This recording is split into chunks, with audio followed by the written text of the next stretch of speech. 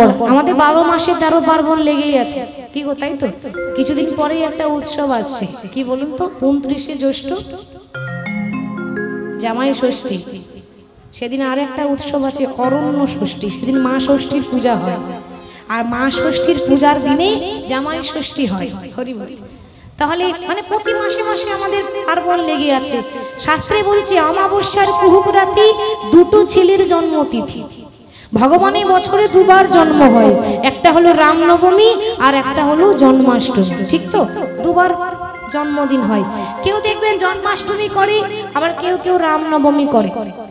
তবে আমাদের এই পশ্চিম বাংলায় জন্মাষ্টমীটা বেশি হয়, রামনবমীও হয়, তবে খুব কম হয়। বেশি হয় ঝাড়খণ্ড, উত্তরপ্রদেশ, মধ্যপ্রদেশ, আরো বাকি যেসব রাজ্যগুলো আছে, এগুলো করতে হয় মা সংসারে মঙ্গল। এরপর বলছে খেপার 14 খেপিরা, এই নিয়ে সংসারের কালকাট। খেপার 14 মানে শিব চতুর্দশী। তা খেপা মানে যদি শিব হয়, তাহলে খেপিটা কি হবে বাবা? ভোলানাথ যদি খেপা হয়, তাহলে খেপি কে হবে? হ্যাঁ, যেই কালী সেই দুর্গা, খেপি হলো মা দুর্গা। তা দুর্গা কেন বলছি জানেন? খেপার 14 খেপির 8 মানে দুর্গা অষ্টমী। এবার আমার মায়েরা অষ্টমী করে, অনেকে চতুর্দশী করে, অনেকে একাদশী করে, অনেকে আছে বলে দেখো মা ওই না খেয়ে উপোস করতে পারবো না। সবাইকে আর না খেয়ে থাকতে পারে? তো যারা উপোস করতে পারে না, না খেয়ে পুজো পাঠ করতে পারে না, তাদের জন্য উপায় আছে। কি উপায়? বলছি ইহাও যদি না পারিস, এই একাদশী উপবাস এগুলো যদি না করতে পারে, ইহাও যদি না পারিস, তাহলে বছরে একবার ভগার খাদে ডুবে মরিস। বছরে একবার ডুব দিতে বলছে। ভগার খাদ মানে মা গঙ্গাকে কে এনেছিল? মা গঙ্গাকে পৃথিবীতে প্রথম কে এনেছিল? ভাগীরথী, ভগীরথ রাজা। আর রাজা ভগীরথ এনেছিল বলে গঙ্গার আরেক নাম হলো ভাগীরথী গঙ্গা। সেই জন্য বলছে ভগার খাদ মানে গঙ্গা, বছরে একবার গঙ্গা স্নান করতে হবে, তাহলে সমস্ত পাপ ধুয়ে চলে যাবে। গৌর হরি সব এসবগুলো যখন আমাদেরকে শিক্ষা দিলেন, জীব শিক্ষার নিমিত্তে 5 থেকে মহাজন কলম দিলেন, এত সুন্দর শোভা।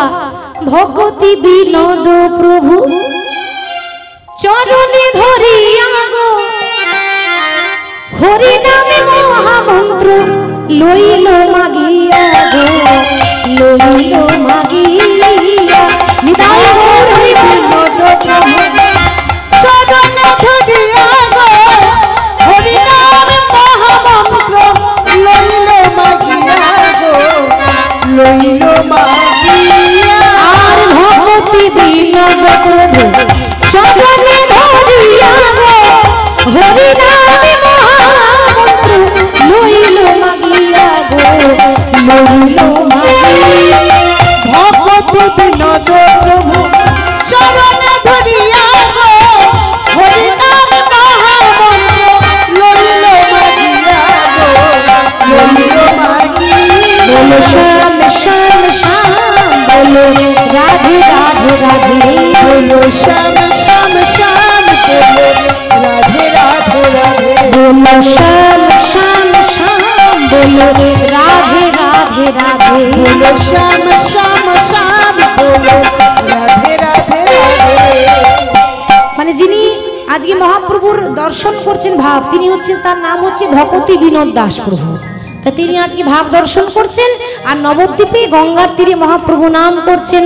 আরে কি বা সুর ধ্বনি তীরে, তীর মহাবিলসই সমবয় বালক সঙ্গে, কিবা সুর ধ্বনি তীরে, তীরে মহাবিলসই সমবয় বালক সঙ্গে, কিবা সুর ধ্বনি তীরে, তীর মহাবিলসই সমবয় বালক সঙ্গে, কিবা সুর ধ্বনি তীরে মহাবিলসই সমবয় বালক সঙ্গে, নাচে সমবয় বালক সঙ্গে, সমবয় বালক সঙ্গে, নাচে সমবয় বালক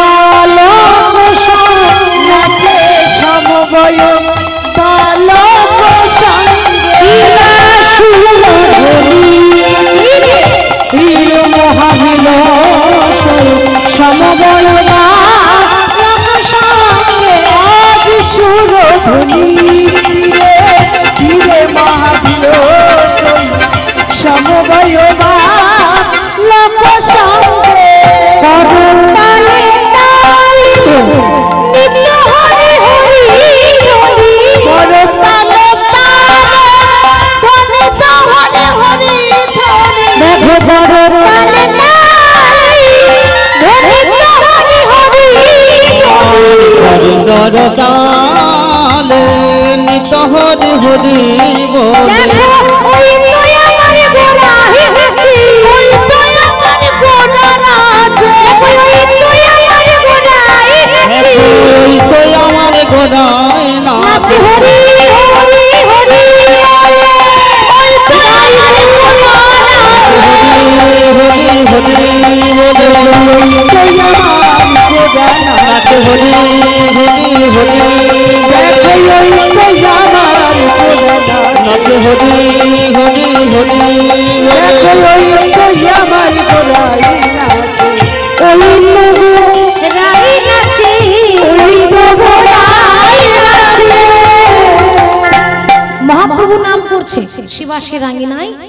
এবার কিন্তু বাবা ওই বর্ধমান জেলা, বর্ধমান তো দুটো, একটা পশ্চিম বর্ধমান একটা পূর্ব বর্ধমান, তা সেই পূর্ব বর্ধমান জেলার শ্রীখণ্ড গ্রাম থেকে দুই ভাই এসেছে। একজনের নাম হচ্ছে মুকুন্দ সরকার, বড় ভাইয়ের নাম মুকুন্দ সরকার, আর ছোট ভাইয়ের নাম হলো নরহরি সরকার। এই মুকুন্দ সরকার আর নরহরি সরকার ওই শিবাসের আঙ্গিনার বাইরে দাঁড়িয়ে বড় ভাই ছোট ভাইকে বলছে, ভাই রে ওই দেখতে পাচ্ছিস, ওই দেখ ওই তো আমার গোড়াই নাচে। ছোট ভাই বলছে, দাদা আস্তে, দাদা তুমি যেটা দেখছো আমি কিন্তু তা দেখছি না। কেন ভাই তুই কি দেখলি? আমি দেখলাম ওই তো আমার গোড়াই নাচে, তা তুই আবার কি দেখলি? ছোট ভাই নরহরি সরকার বলছে, ওগো দাদা গো, ওই যে বলছে ওই তুই আমার গোড়াই নাচে, ওই গোড়াইয়ের গড়টাকে একটু তুলে নিয়ে এসো তো, দেখো তো কি হয়। কেন কি হয়? কি হচ্ছে জানো? ওই তো গো রাই নাচে, ওই তো রাই নাচে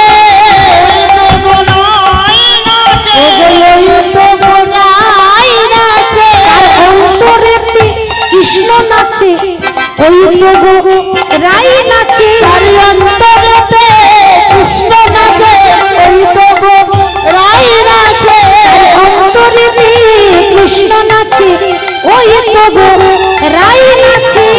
অন্তরেতে কৃষ্ণ নাচে ওই তো গোড়ায় নাচে। দুই ভাই দেখছি মহাপ্রভুকে হরি হরি বল। আর আজকে মহাপ্রভু শিবাসকে বলছে, শিবাস আজকে না তোমার আঙিনায় দুই ভাই এসেছে, মুকুন্দ সরকার আর নরহরি সরকার। তুমি আমার একটা কাজ করে দাও, তুমি এই আঙিনা থেকে বাইরে গিয়ে যে বড় ভাই, প্রথমে যে ছোট ভাই, সেই ছোট ভাইকে বলবে যে সারা জীবন তাকে আমি আমার রাঙা চরণে ঠাঁই দেব, মানে নরহরিকে। আর দুই ভাইয়ের মধ্যে যে বড় ভাই, সে বড় ভাইকে বলবে সারা জীবন তাকে 100 জন্মে 100 জন্মেও কৃপা করব না। শিবাস তখন বলে উঠল, আমার প্রভু গো, আমার প্রভু গো,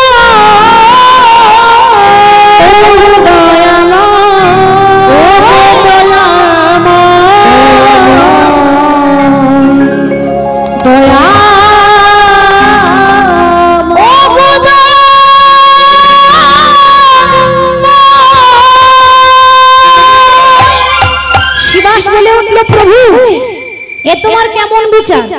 তুমি যে বলো ভগবানের কাছে সবাই সমান, কি ব্রাহ্মণ আর কি চন্ডাল, ঠিক তো? আজকে দুই ভাই এত কষ্ট করে, তারা তো ভক্ত, সেই বর্ধমান জেলার শ্রীখণ্ড গ্রাম থেকে ছুটে এসেছে তোমার কৃপা পাবো বলে। আর তোমার বিচার কেমন? তুমি এক ভাইকে কৃপা করবে আর আরেক ভাইকে কৃপা করবে না কেন? মহাপ্রভু বলল, শিবাস তুমি কি জানো না, ভগবান যা করে মঙ্গলের জন্যই করে, কারণ থাকে পেছনে। আমি যেটা বললাম সেটা করো। শিবাস কিন্তু মহাপ্রভুর আদেশ নিয়ে বাইরে গিয়ে বলছে জয় নিতাই, আগে জয় নিতাই জয় নিতাই। আচ্ছা এই তোমাদের মধ্যে ছোট ভাই কি? ছোট ভাই আগে আমি গো, আমি, আমার নাম হলো নরহরি সরকার। ও তুমি তাহলে নরহরি সরকার? বেশ শোনো, প্রভু বলেছে তোমাকে সারা জীবন প্রভুর রাঙা চরণে ঠাঁই দেবে। আচ্ছা তোমাদের মধ্যে বড় ভাই কি? আগে আমি গো, আমি, আমারই নাম মুকুন্দ সরকার। ও তুমি তাহলে মুকুন্দ সরকার? ভালো করে শুনে না, প্রভু বলেছে সারা জীবন যদি গৌর গৌর বলে কাঁদো তবু কৃপা হবে না। সারা জীবন কেন, তোমার 100 জন্মেও কৃপা হবে না। আর যেই না বলেছে 100 জন্মে কৃপা হবে না, মুকুন্দ সরকার অমনি ধেই ধেই করে নৃত্য শুরু করেছে, জয় গৌর হরি, জয় গৌর হরি, জয় গৌর হরি। শিবাস বলছে বলি পাগল নাকি তুমি? কি বললাম ভালো করে শুনলে? আমি বললাম প্রভু তোমাকে কোন জন্মে মানে কি 100 জন্মেও কৃপা করবে না।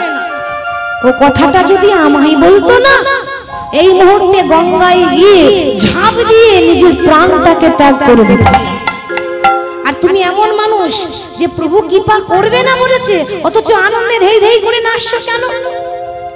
মুকুন্দ বলে ওগো শিবা, ওগো শিবা, প্রভু বলেছে আমাকে 100 জন্মে কৃপা করিবে না, 100 জন্মে কৃপা করিবে না, 100 জন্মে কৃপা নাই বা হলো, 100 জন্মে কৃপা নাই বা হলো, 100 জন্ম কৃপা নাই বা হলো, 100 জন্ম কৃপা নাই বা করলো, কিন্তু 100 আগে জন্মে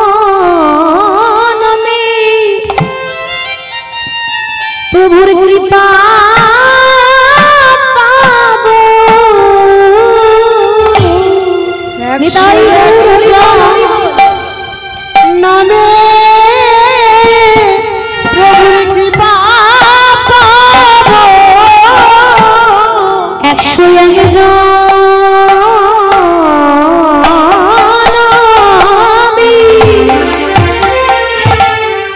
প্রভুর কৃপা পাবো,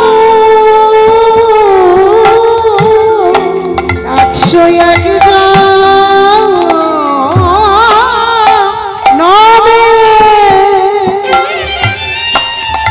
আমার প্রভুর কৃপা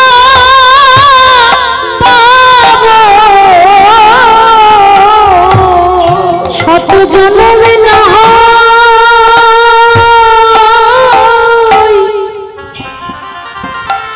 100 জন্মে না হয় কেঁদে যাব,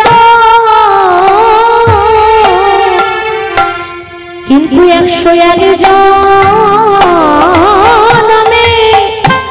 প্রভুর কৃপা পাবো। 100 জন্মে না হয় আমি কেঁদে কেঁদে যাব,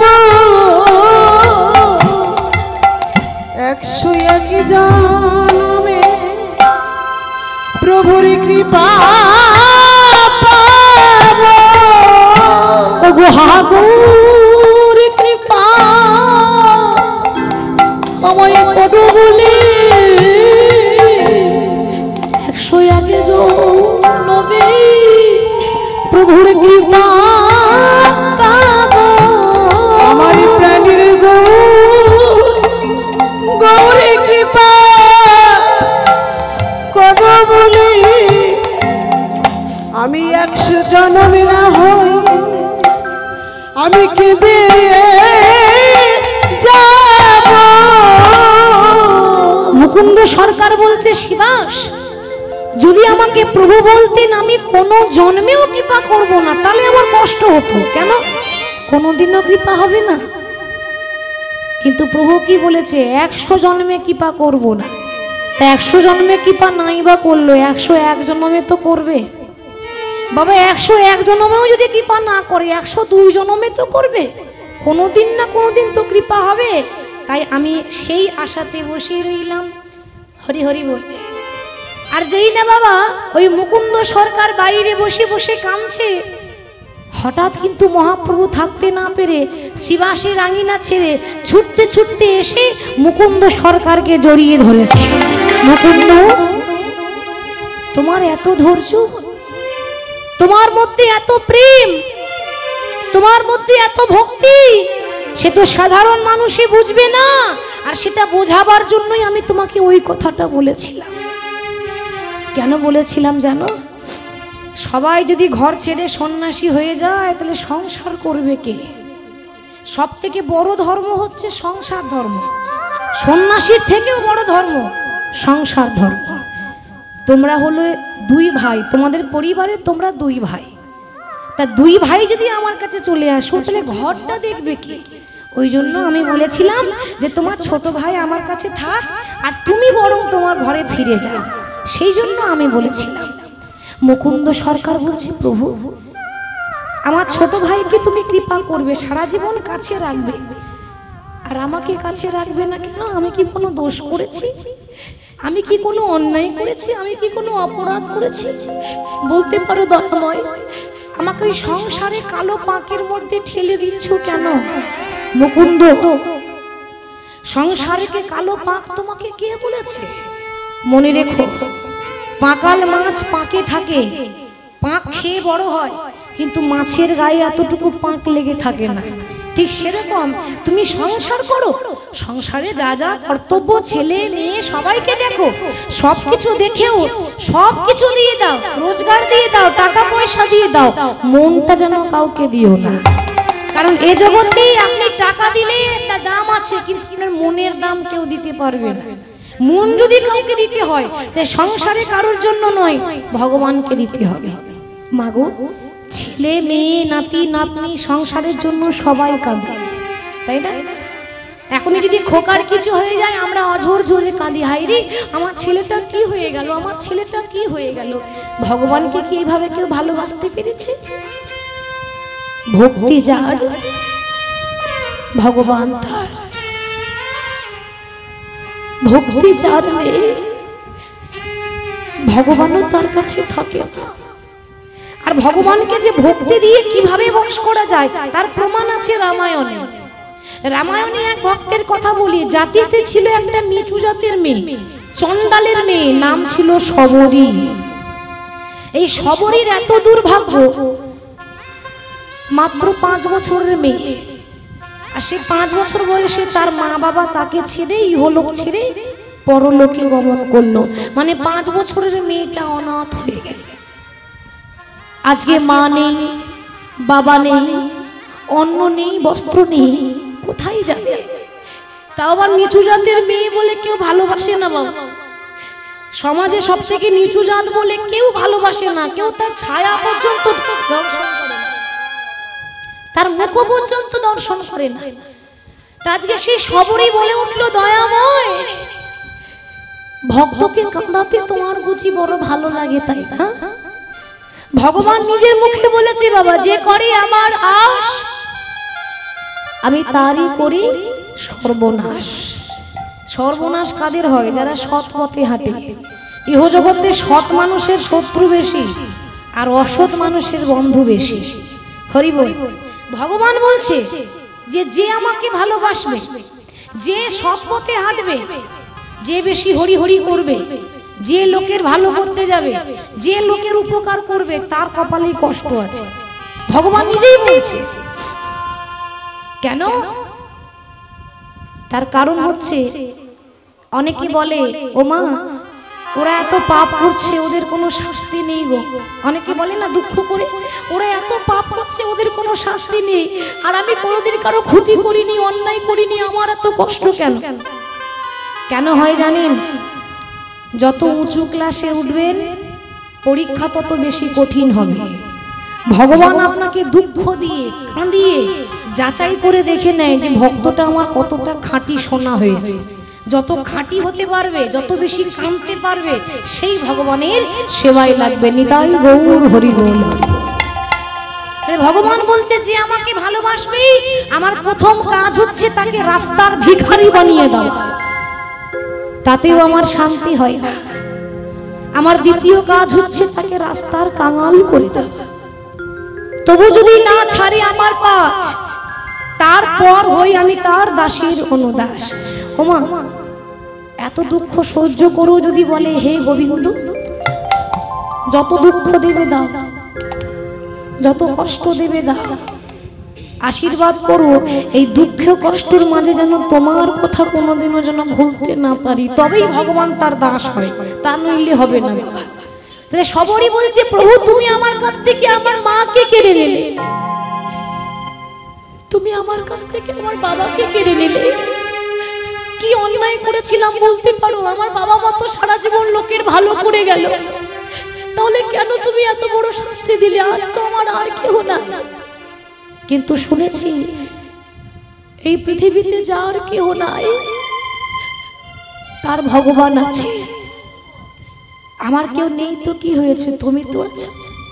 আপনার পাশে বাবা কেউ থাক বা না থাক, মনে রাখবেন আমার পাশে আজ কেউ নেই, আমি একা, কিন্তু একা নয়, আপনার পাশে আছে স্বয়ং ভগবান, আপনার পাশে আছে। আমি মনে মনে প্রতিজ্ঞা করলাম জীবনে যতদিন বেঁচে থাকবো বৈষ্ণবের চরণ ধুলো অঙ্গে মাখবো, জীবনে যতদিন বেঁচে থাকবো বৈষ্ণবের চরণ সেবা করব। আর ভালো যদি বাঁচতেই হয় একজনকে ভালোবাসবো, সে হলো প্রভু রামচন্দ্র, স্বয়ং ভগবানকে। হরি বল। ধৈর্যটা দেখুন, আমাদের তো ধৈর্য কম, আমাদের সবকিছুই তাড়াতাড়ি হলে ভালো হয়ে যায়, কিন্তু সবরের এত ধৈর্য, রাম রাম রাম রাম করতে করতে এত বয়স হয়ে গেল আর ভালো করে হাঁটতে পারছে না, বয়স হয়ে গেছে বাবা, ঠিক মতো চলতে পারে না, পায়ে ব্যথা, হাতে বা লাঠি ধরেছে, মানে সংসার করেনি, শুধু রাম রাম করতে করতে এইভাবে কাটিয়ে দিল। তাহলে ভাবুন আজকে তার এমন অবস্থা, ওই পঞ্চবটির বনে বনে হাতে লাঠি হাতে ঘুরে বেড়ায়, বয়স হয়েছে, বেলা যে যায়, বাসনায় আগুন দিতে হবে তো, আর তো কামনা বাসনা নিয়ে পড়ে থাকলে হবে না বাবা। বেলা কিন্তু সবার একদিন যাবে, তাই না? আর লাঠি কিন্তু সবাইকে একদিন ধরতে হবে। কোনো মানুষ যখন বয়স্ক মানুষ হাতে লাঠি নিয়ে যায়, আমরা ঠাট্টা করি না, ওই দেখ বুড়ো হয়ে গেছে কেমন যাচ্ছে, ভুলে যাবেন না ওই রকম দিন আমারও আসবে, আমিও এরকম চিরদিন থাকবো না, ওই রকম লাঠি একদিন আমাকেও ধরবে। আমি যেমন ওকে দেখে হাসছি, একদিন আমাকে দেখেও কেউ হাসবে, ঠিক তো? দিন কিন্তু সবারই ঘুরে আসবে, কোনোদিন কোনো কিছুর অহংকার করতে নেই।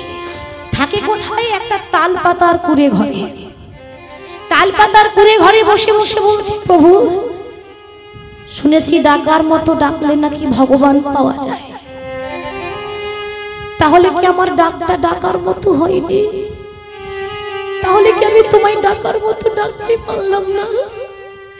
তাহলে কি তোমায় ভালোবাসার মতো বাঁচতে পারলাম না? আমি একটা নিচু জাতের মেয়ে বলে কি কোনোদিনও তুমি আমাকে দেখা দেবে না? আমি একটা নিচু জাতের মেয়ে বলে কি কোনোদিনও কৃপা হবে না?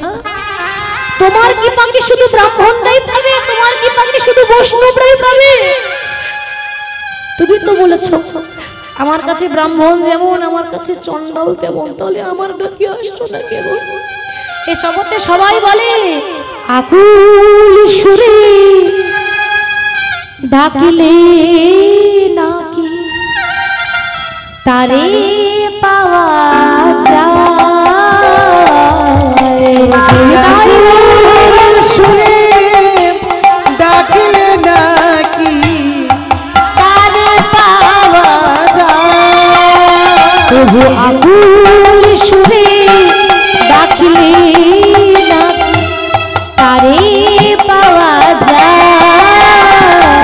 আকুল সুরে ডাকিলে নাকি তারে পাওয়া যায়। প্রভু ভক্তি ডাকলে নাকি তোমায় পাওয়া যায়, ভক্তি দিয়ে ডাকলে নাকি তোমায় পাওয়া যায়। ভক্তি দিয়ে ডাকলে নাকি তোমায় পাওয়া যায়, ভক্তি দিয়ে ডাকলে নাকি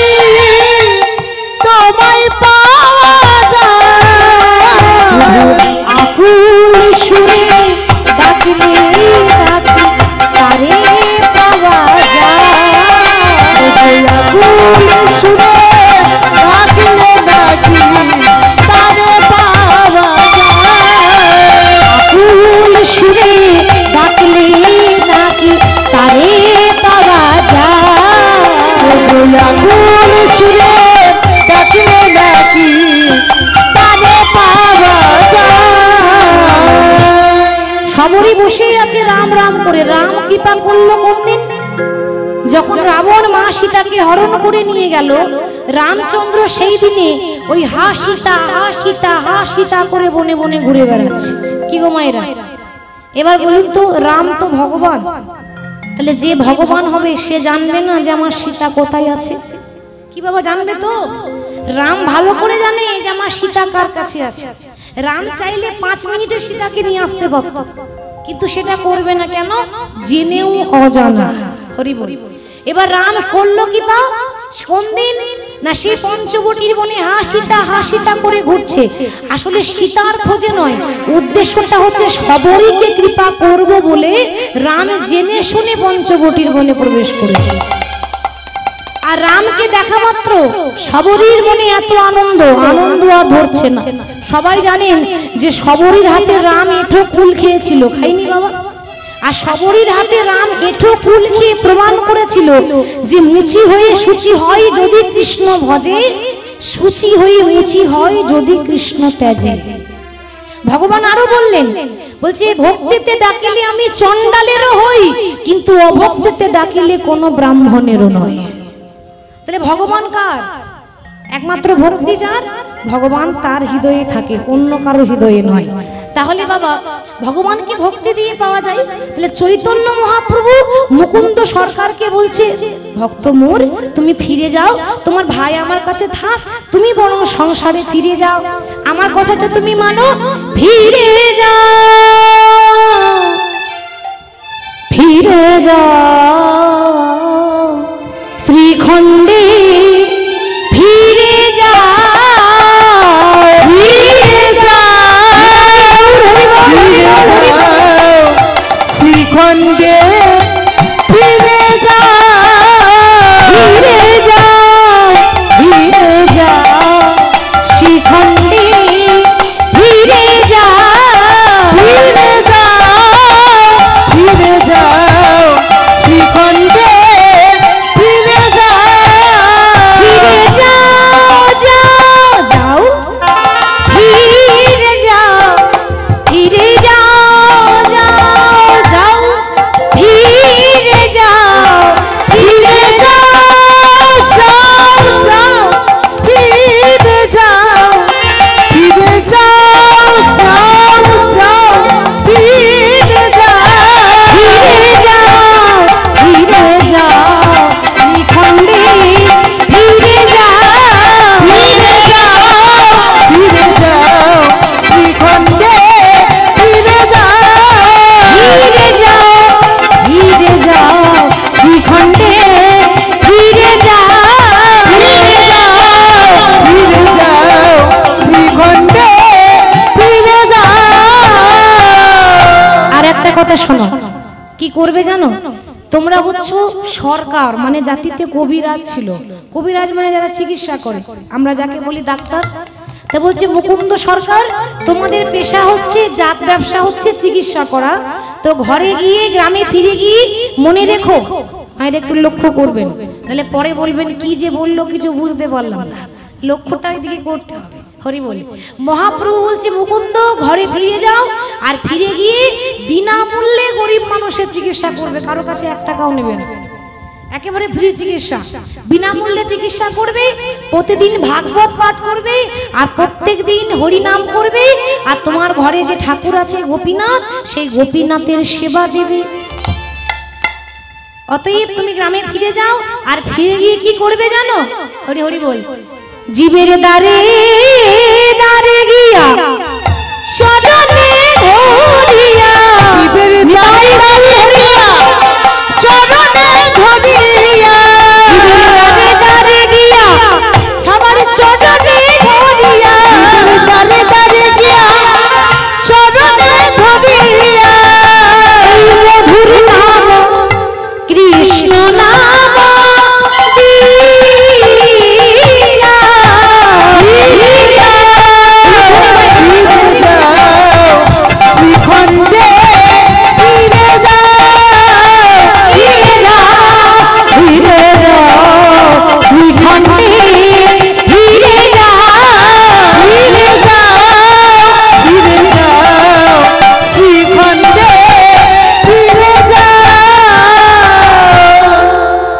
বন্ধু বলছে প্রভু তোমার যখন তাই আদেশ, তাহলে আমার ছোট ভাই নরহরি তোমার কাছে রেখে গেলাম, সারা জীবন তোমার কাছে রইলো, আর আমি বড় ভাই ঘরে ফিরে যাচ্ছি।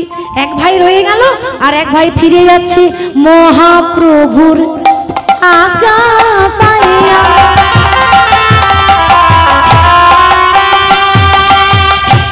মুকুন্দ চলিল, মহাপ্রভুর আজ্ঞা পাইয়া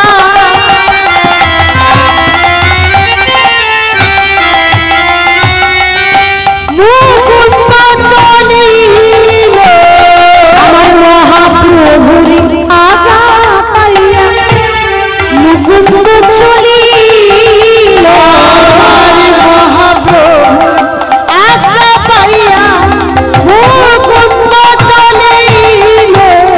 আর শ্রীখণ্ডী গ্রামেতে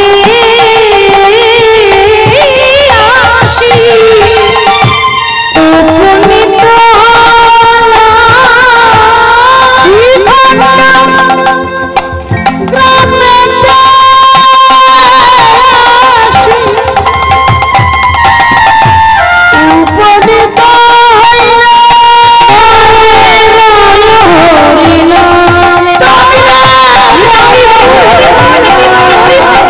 একবার বলো হরিনাম,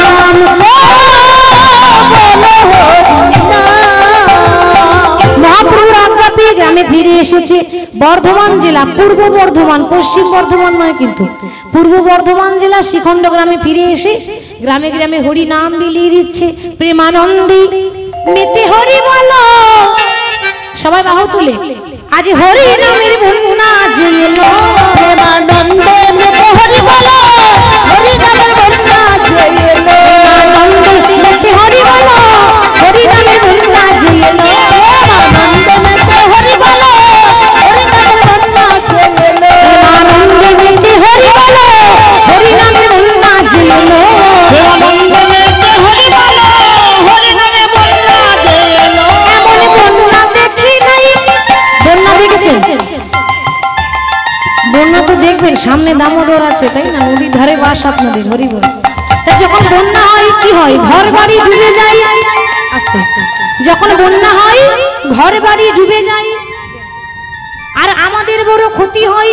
হয়তো মা ঘর বাড়ি ডুবে যায়, আমাদের বড় ক্ষতি হয়, কিন্তু হরিনামের বন্যা এমন বন্যা সবাই ডুবে যাবে কিন্তু কারোর ক্ষতি হবে না। সবাই ডুবে যাচ্ছে কিন্তু কারো ক্ষতি হচ্ছে কি? এমন বন্যা দেখি নাই, শুকনো যে তলায় বন্যা দেখি নাই, শুকনো যে তলায় বন্যা দেখি নাই, শুকনো যে তলায় বন্যা দেখি নাই, শুকনো যে তলায় ডুবলো নদীর, ডুবলো নদীর, আর ডুবলো নদীর পুরুষ নারী জাতির বিচার না, ডুবলো নদীর পুরুষ নারী বিচার না, ডুবলো নদীর পুরুষ নারী জাতির বিচার না, ডুবলো নদীর পুরুষ নারী জাতির বিচার না। প্রেমানন্দে মেতে হরি বলো, হরি নামের বন্যা যে এলো, প্রেমানন্দে মেতে হরি বলো, হরি নামের বন্যা যে এলো, প্রেমানন্দে মেতে হরি বলো, হরি নামের বন্যা যে এলো, প্রেমানন্দে মেতে হরি বলো, হরি নামের বন্যা যে এলো। তাহলে মুকুন্দ সরকার চলে এলো। আসলে কিন্তু যে ভক্তের কথা আমরা শুনছি, ভক্ত রঘুনন্দন, লীলাটা হচ্ছে ভক্ত রঘুনন্দন, কিন্তু মা এখনো রঘুনন্দনের তো জন্ম হয়নি, তার বাবার কথা শুনছি।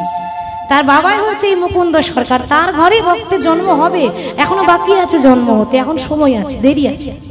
এখন এই হয়েছে কি, মহাপ্রভুর আজ্ঞা পেয়ে শ্রীখণ্ড গ্রাম, বর্ধমান জেলার শ্রীখণ্ড গ্রামে ফিরে এসে প্রতিদিন গোপীনাথের সেবা করি, ভোরবেলায় উঠে ভাগবত পাঠ করি, আর বিনামূল্যে গরিব মানুষের চিকিৎসা করে। এখন হয়েছে কি মা, তখনকার যে সময়, এক একটা সময় এক একজনের দেশে রাজত্ব চলে, তো কি গো ঠিক তো, এক একটা সময় এক একজনের দেশে রাজত্ব চলে, যার হুকুমে দেশ চলছে।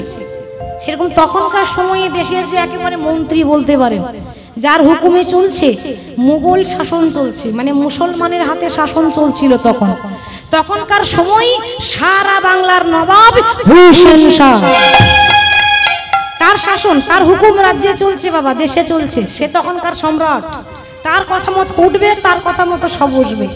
তো সারা বাংলার নবাব হুসেন শাহ, তার হয়েছে তীব্র পেটে যন্ত্রণা, মানে পেটে ব্যথা, কোথাও ভালো হচ্ছে না।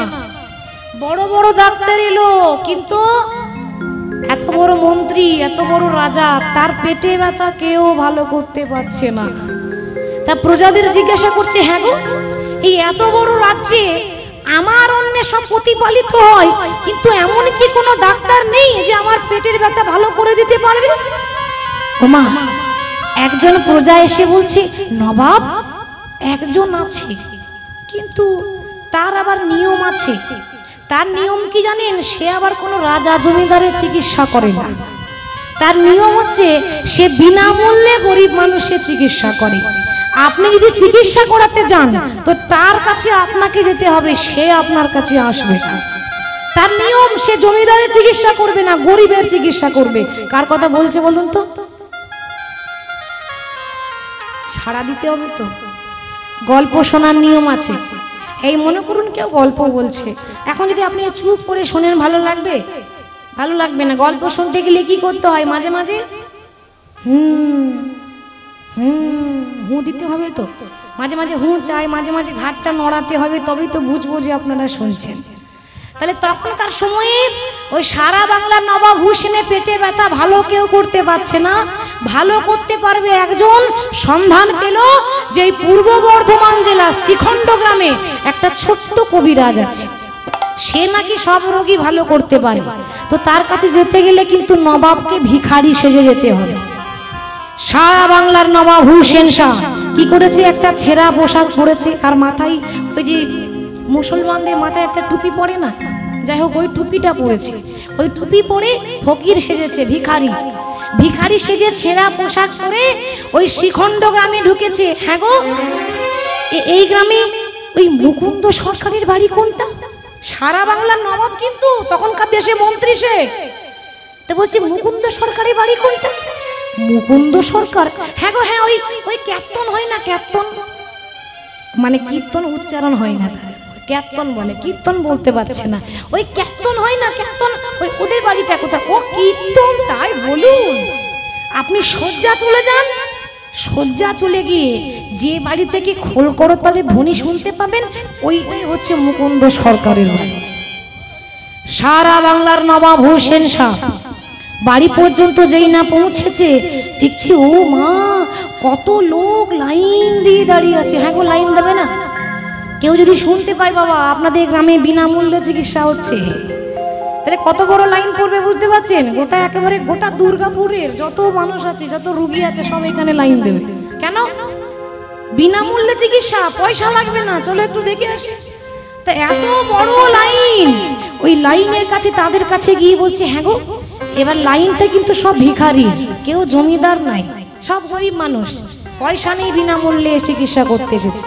তাদের কাছে গিয়ে সারা বাংলার নবাব বলছে, হ্যাঁ গো, বলছিলাম কি, আমার পকেটে কিন্তু পয়সা নেই, আমার চিকিৎসা হবে তো? তো তারা তো চেনে না যে সে দেশের মন্ত্রী, সে তো ভিখারি সেজে এসেছে। আগে হ্যাঁ গো হ্যাঁ, কেন হবে না? আমাদের কবিরাজ ঠাকুর পয়সা নেই না গো, বিনামূল্যে চিকিৎসা করে, আপনি দাঁড়ান, আপনার চিকিৎসা হবে, এই ডাকলেই আপনি যাবেন। হ্যাঁ গো, তা আমাকে একটু দাঁড়াতে দাও না গো। ভিখারির লাইনে দাঁড়িয়েছে সারা বাংলার নবাব হুসেন শাহ। লাইন দিয়ে সবাই দাঁড়িয়ে আছে, কিন্তু এখনো ভেতর থেকে কবিরাজের মানে ডাক্তারের ডাক আসেনি। ডাক্তার এখনো ডাকেনি, কি করে ডাকবে? মুকুন্দ সরকার হচ্ছে ডাক্তার মানে কবিরাজ, আর সে যতক্ষণ না গোপীনাথের সেবা না হবে ততক্ষণ পর্যন্ত রোগী দেখবে না, তার নিয়ম। সবাইকে বলছে দাঁড়িয়ে থেকো, আমি ঠিক একটা একটা করে ডেকে নেব। তো সে আগে গোপীনাথের সেবা করছে, প্রভুর চরণে তুলসী পাতা দিয়ে বলছে, ওগো গোপীনাথ, আমি তোমায় সোনার মন্দিরে করে দিতে পারি নাই, আর সোনার মূর্তি করে দিতে পারি নাই, কিন্তু ওগো আমার মন মন্দিরে বাবা মদন মোহন ধরাবে নাকি গো আসিয়া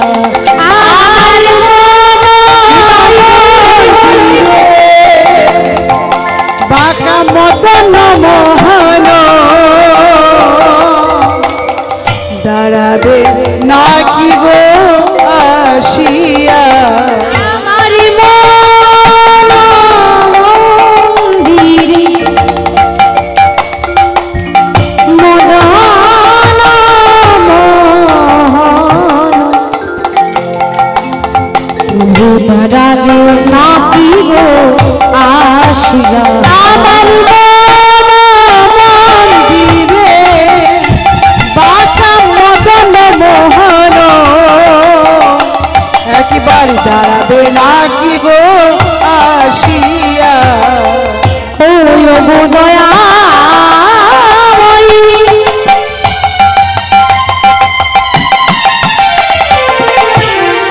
ও গো দয়াময়ী পতিত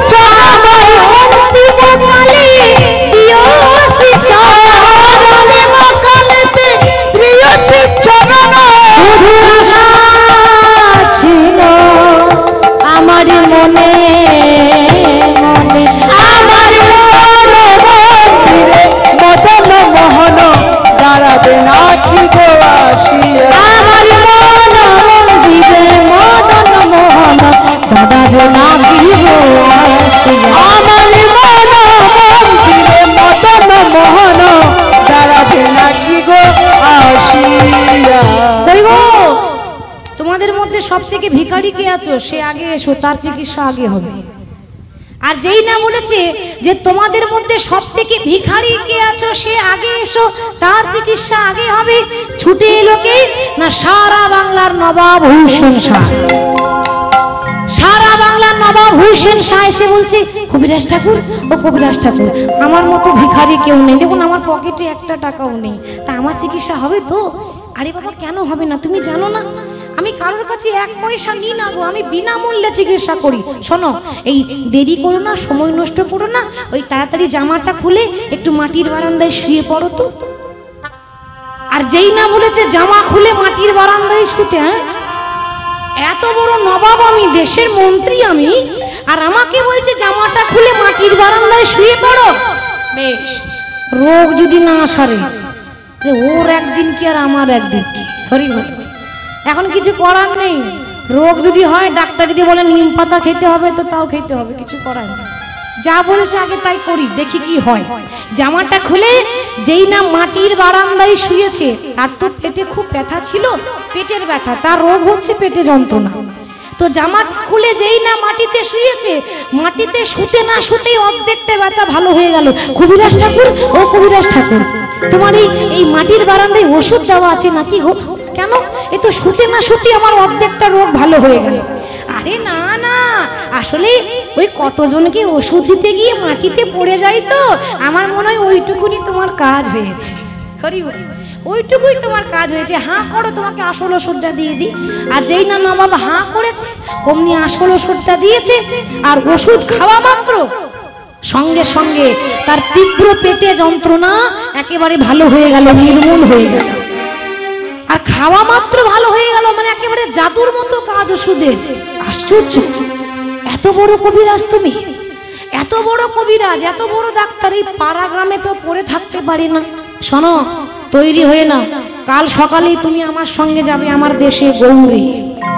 কি? আমি আপনাকে চিনি না, আমি আপনাকে জানি না, আর কাল সকালে আমি আপনার সঙ্গে যাব? আপনি কে? ও তুমি আমাকে তো চিনতে পারলে না। তার রোগ যখন ভালো হয়ে গেছে তখন আর পরিচয় লুকিয়ে লাভ কি, তাই না? তুমি তো আমাকে জানো না। তাহলে আমার পরিচয়টা আমি দিয়ে দিই। শোনো, যার অন্নে প্রতিপালিত হয়ে আছো, যার জায়গায় ঘর করে বাস করছো, সারা বাংলার নবাব হুসেন শাহ।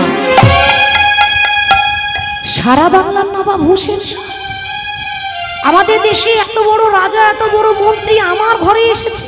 হ্যাঁ হ্যাঁ, কি আর করবো, পেটে আমার ব্যথা, আর তুমি নাকি আবার কোনো জমিদারের চিকিৎসা করো না। কি করব, ওই পেটের ব্যথা ভালো করতে গিয়ে আমাকে ভিখারি সেজে তোমার ঘরে আসতে হবে। তৈরি হয়ে নাও, কাল সকালেই তুমি আমার সঙ্গে আমার দেশে যাবে গৌড়ে। বাবা নবাব তো, তার কথা কি করে অমান্য করবে? সে এক মিনিটে আপনাকে মেরে ফেলতে পারে, তার অনেক ক্ষমতা আছে। তো তার মুখের ওপর তো কিছু বলতে পারছে না। সারা রাত মুকুন্দ সরকার শুধু চিন্তা করছে, ঘুম আসছে না। কি চিন্তা করছে? প্রভু তুমি আমায় বলেছিলে যে গরিবের চিকিৎসা করো, বিনামূল্যে মানুষের চিকিৎসা করো। আমি যদি নবাবের কাছে চলে যাই তো যারা গরিব মানুষ তাদের না চিকিৎসা না পেয়ে তারা মারা যাবে, তাহলে আমি যাব কোন দিকে? তুমি আমায় বলে দাও দয়াময়, আমি ওই রাজার চিকিৎসা করব না আমি ভিখারির চিকিৎসা করব? মহাপ্রভুর স্বপ্ন দিয়ে বলল, মুকুন্দ জানো না, জীবে প্রেম করে যেই জন সেই জন সেবিছে ঈশ্বর। তুমি একটা কবিরাজ, তোমার কর্তব্য সবাইকে সমানভাবে চিকিৎসা করা, কিন্তু সেটা কি হয় বাবা? এ যুগে হচ্ছে? এ যুগে যার পয়সা আছে তার চিকিৎসা হবে, আর যার পয়সা নেই সে যদি ডাক্তারের পায়ে ধরেও কাঁদে তবু তার কথা শুনবে না। বেরিয়ে যাও, আগে পয়সা দাও তারপর চিকিৎসা হবে, ঠিক তো? আগে পয়সা না দিলে রোগী মারা যাবে, রোগী যদি মরেও যায় তবু কোনো যায় আসে না। কেন? আগে দাও তারপর চিকিৎসা হবে। কিন্তু নিয়ম যে যেমন জমিদারের চিকিৎসা হবে সেরকম একটা ভিখারির চিকিৎসা হবে, কারণ ডাক্তারের কাছে সবাই সমান। হরি বল। তাহলে তুমি এক কাজ করো, তুমি জমিদারের কাছে যাও, আমার কৃপা থাকলে ঠিক তুমি আবার তোমার গ্রামে ফিরে আসবে। স্বপ্নতে মহাপ্রভুকে দর্শন করি, মহাপ্রভু আদেশ পেয়ে পরের দিন জমিদারের সঙ্গে মানে রাজার সঙ্গে যাচ্ছে, নবাবের সঙ্গে যাচ্ছে তার দেশে। তা যাচ্ছে কেমন করে? প্রভুর নাম করতে করতে, মাধব হে মাধব, মাধব হে মাধব, হে মাধব, মাধব হে মাধব, মাধব হে মাধব, হে মাধব, মাধব হে মাধব,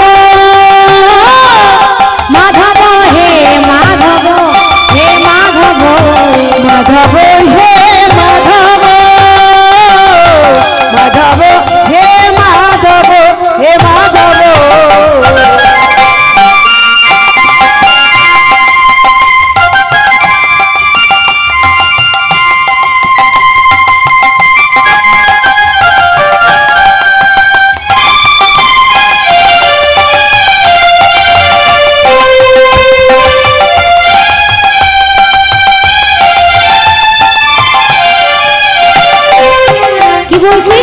মুখে পাখালা রে পেট পুরে মর, মুখে পাখালো রে পেট পুরে মর।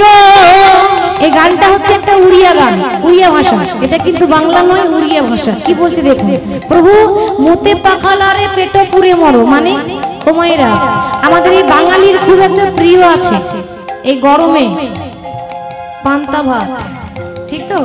ভালো লাগে না? বাঙালির প্রিয় খাবার এই গরমে পান্তা ভাত। তো আস্তে আমরা বলি, আমাদের পশ্চিম বাংলায় বলে পান্তা ভাত, আর উড়িষ্যাতে বলে পাখাল ভাত। পান্তা ভাতকে ওরা বলে পাখাল ভাত। তো ভজনটার মানে হচ্ছে, বলছে প্রভু আমি তো অতি গরিব, আমি যদি একটু পান্তা পাই তাহলে আমার রাজভোগের দরকার নাই। সেটাই বলছে, মুতে পাখালা রে পেট পুরে মর, মুখে পাখালো রে পেট পুরে মর, পাখালা রে পেট পুরে মর, মুখে পাখালো রে পেট পুরে মর। 56 ভোগরে নাহি বলো মাধব হে মাধব, হে মাধব, একটু মাধব।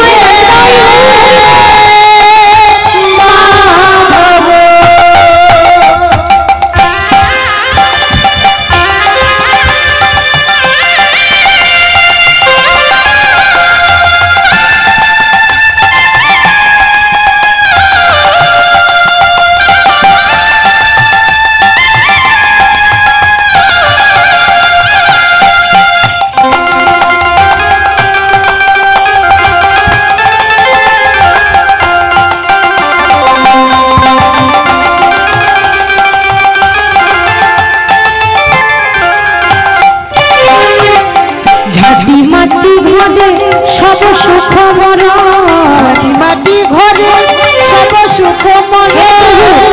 তোমার কাছে নিবেদন, আমি যদি মাটির ঘর পাই তাতে সন্তুষ্ট, আমার রাজমহলের দরকার নাই। সেটা উড়িয়া ভাষায় বলছে। কি বলছে? ঝাঁটি মাটি ঘরে সব মরণ ঝাঁটি মাটি ঘরে সব সুখ মরণ মাটি ঘরে সব সুখ মরণ রাজমহল রে নাহি তো লোভ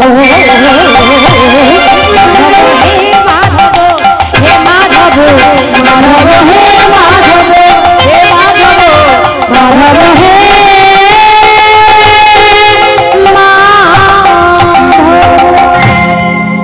সকালবেলা উঠে নবাবের সঙ্গে যখন যাচ্ছে যেতে যেতে বলছে, নবাব দেখুন আপনি হচ্ছেন দেশের মন্ত্রী আর আমি হলাম সামান্য একটা ছোটখাটো ডাক্তার, তো আপনার কাছে আমার একটা কথা বলার আছে। বলো কি কথা? আমি আপনার সঙ্গে যেতে পারি, কিন্তু আপনি তো নবাব, সারা বাংলার নবাব হুসেন শাহ।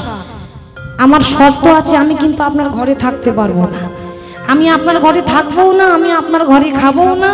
আমাকে নিয়ে যেতে গেলে একটা তাল পাতার কুড়ে ঘর করে দিতে হবে, আমি সেখানে আলাদা করে আমার গোপীনাথকে নিয়ে যাব, ঠাকুর সেবা করব আর আমি সেখানে থাকবো। নবাব বলছে, কবিরাজ আমি হলাম এত বড় রাজা, এত বড় মন্ত্রী, সবাই আমার কাছে বলে আমাকে একটা বাড়ি দাও, আমাকে একটা গাড়ি দাও, ইহজগতে যাবতীয় যা যা কিছু দরকার সবাই এটা চায়, আর তুমি এমন ভক্ত যে গাড়িও চাও না আর বাড়িও চাও না, বলছো আমার তাল পাতার কুড়ে ঘর করে দাও। এ কেমন মানুষ রে বাবা? মুকুন্দ সরকার বলছে, নবাব একটা কথা বলি শুনুন, যখন গাড়ি বাড়ি টাকা পয়সা সব কিছু পেয়ে যাব, যখন আনন্দে থেকে যাব না, তখন ভগবানের কথা আমি ভুলে যাব। ঠিক তো বাবা? যখন আমার জীবনে অনেক সুখ হয়ে যাবে, তখন ভগবান কি মনে থাকবে? কে ভগবান? এখন ডিস্টার্ব করো না, এখন ভালো খাচ্ছি ভালো পড়ছি, একদম বিরক্ত করবে না, আমাদের অহংকার হয়ে যায়। আর যত কাঁদবো, যত দুঃখে থাকবো, যত না খেয়ে মরবো, তত ভগবানের কথা মনে পড়বে। ওই জন্য আনন্দ চাই না, আমি চাই যে প্রভু জীবনে যত দুঃখ আছে, জীবনে যত কষ্ট আছে, তুমি আমায় দিয়ে দাও, কিন্তু কোনোদিন আমায় ভুলে যেও না প্রভু। আর মনে রেখো, আমি যেন সারা জীবন তোমায় মনে রাখতে পারি। যারা ভক্ত হয় না মা, এই জগতে যারা ভক্ত হয়, সত্যি কথা বলবো, তারা কোনোদিন ভগবানের মন্দিরে গিয়ে টাকা পয়সা চায় না, গাড়ি বাড়ি চায় না। চাই কি মা? তারা কোনোদিন বলে না প্রভু গাড়ি দাও গাড়ি দাও। যারা সত্যি প্রকৃত ভক্ত হবে তারা বলে প্রভু আশীর্বাদ করো যেন ওই চরণে মতি থাকে সারা জীবন, শুধু এ জন্মে নয়, প্রতি জনম জনম, প্রতি জনম জনম আমি যেন তোমার নাম করে, আমি যেন কৃষ্ণ বলে, কৃষ্ণ বলে কাঁদিতে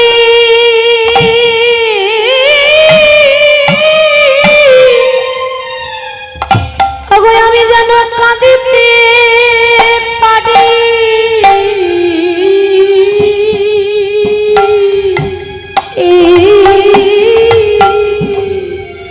যেন কৃষ্ণ বলে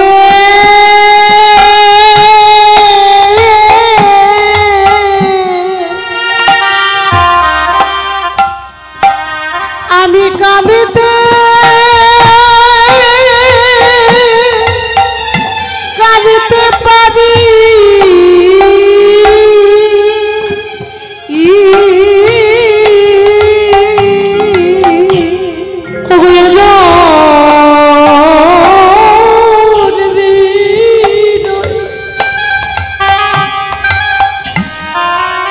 প্রতি জন্মে জন্মে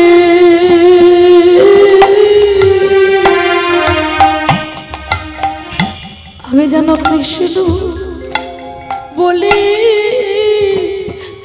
কাঁদিতে পারি। ও গো এ জন্মে নয়,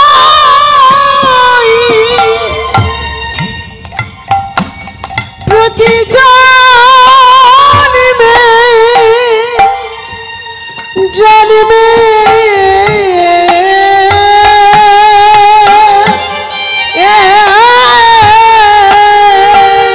হরিবল হরিবল যেন কৃষ্ণ বলে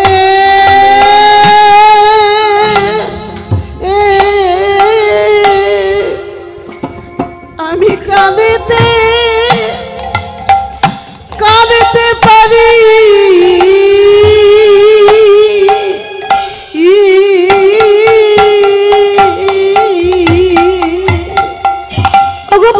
জন্মে না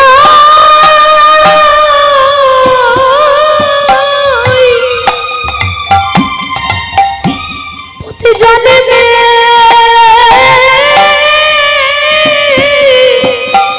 ওগো জন্মে জন্মে ওগো জন্মে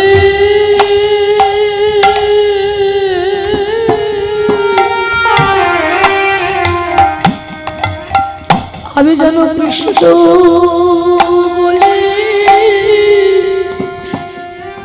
যেন কাঁদতে পারি আমায় এই আশীর্বাদ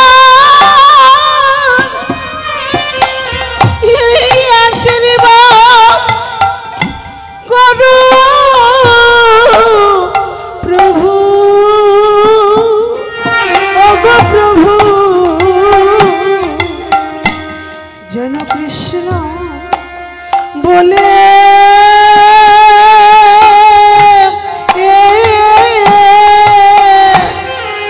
আমি কাঁদিতে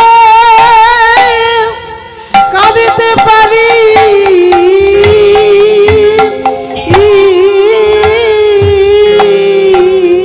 বাবা ভক্ত যেমন ভগবানের জন্য কাঁদে ভগবানও তেমন ভক্তের জন্য কাঁদে শুধু এটা নয় যে ভক্ত ভগবানের জন্য কাঁদে আর ভগবানের আনন্দ হয় তা নয় ভগবানও কাঁদে তার প্রমাণ আছে কি প্রমাণ তার প্রমাণ শাস্ত্রে দিয়েছে একবার ভগবান কৃষ্ণ ব্যাসদেবকে প্রশ্ন করছে ব্যাসদেব এই জগতে প্রত্যেকটা ভক্ত